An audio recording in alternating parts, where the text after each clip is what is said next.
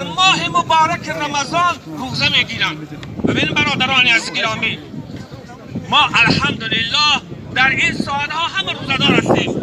حالتی که میخوام گپ بزنم دهانم خوش شده ایستاده است.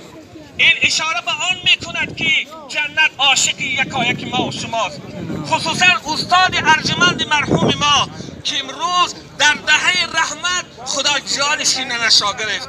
چی مرتبه عالیه در ماه مبارک رمضان در دهه رحمت و در حالت روزداری و صومداری. این سبب برادران عزیز گرامی همین 4 صفتی را که الان ذکر نمودم، برادران عزیز گرامی که لشکری بسیار ناید بکار، 200 مرد جنگی به بود از 100,000.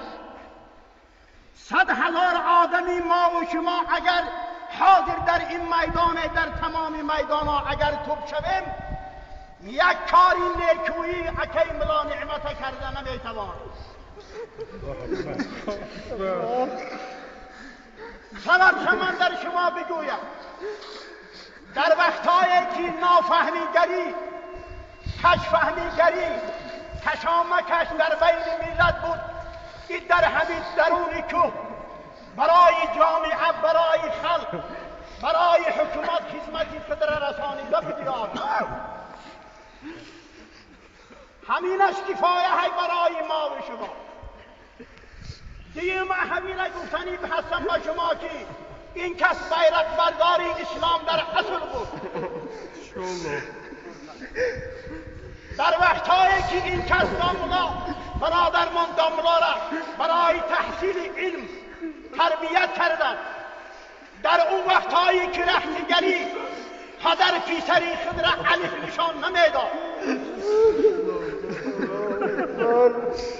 در همون روزهایی که رهتگری این آدم برادری خود را تربیت کرد، تعلیم علم کرد، سراسر کشوری تاجیکستان مانا نهر از داملا استفاده برده ایسان. این خدمتایی که بود خدمتایی آخون ملا نعمت بود.